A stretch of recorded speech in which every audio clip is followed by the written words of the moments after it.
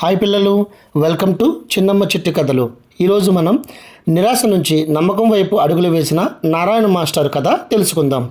ఒక గ్రామ పాఠశాలలో నారాయణ మాస్టారు అనే గురువు ఉండేవారు. ఆయనకు చదువు అంటే ఎంతో ఇష్టం. కానీ ఇటీవల కాలంలో విద్యార్థులు చదువుపై ఆసక్తి చూపకపోవడం చూసి ఆయన చాలా నిరాశ చెందేవారు. ఎంత చెప్పినా పిల్లలకు చదువు విలువ అర్థం కావటం లేదు అని తరచూ బాధపడేవారు. ఒకరోజు ఒక కథ రూపంలో చదువు విలువని, గురువు బాధ్యతని పిల్లలు అందరికీ అర్థమయ్యేలా చెప్పాలని నారాయణ మాస్టారు అనుకుంటారు. అనగనగా ఒక పాఠశాలలో రాజు అనే విద్యార్థి ఉండేవాడు. అతను తరగతికి సరిగ్గా రాడు, హోంవర్క్ చేయడు, టీచర్కు గౌరవం చూపించడు. ఒకరోజు టీచరు రాజుపై కోపంతో నువ్వు ఇలాగే ప్రవర్తిస్తే నీ భవిష్యత్తును నువ్వే కోల్పోతావు అని కఠినంగా అంటారు.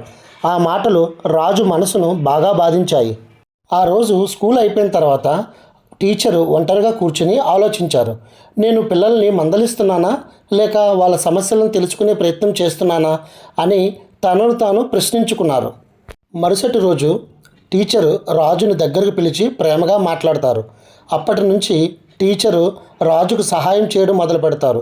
స్కూల్ తర్వాత చదువు చెప్పడం, ధైర్యం చెప్పడం, నువ్వు మారగలవు, నేను నీతోనే ఉన్నాను అని ప్రోత్సహించారు.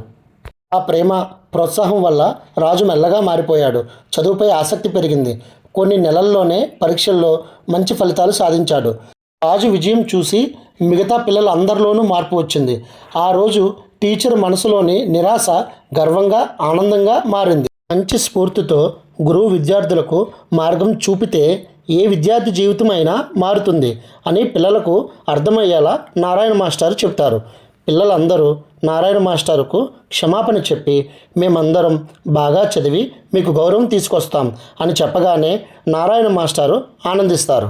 If you like the video, please like, share and subscribe to చిన్నమ్మ చిట్టి కథలు ఛానల్.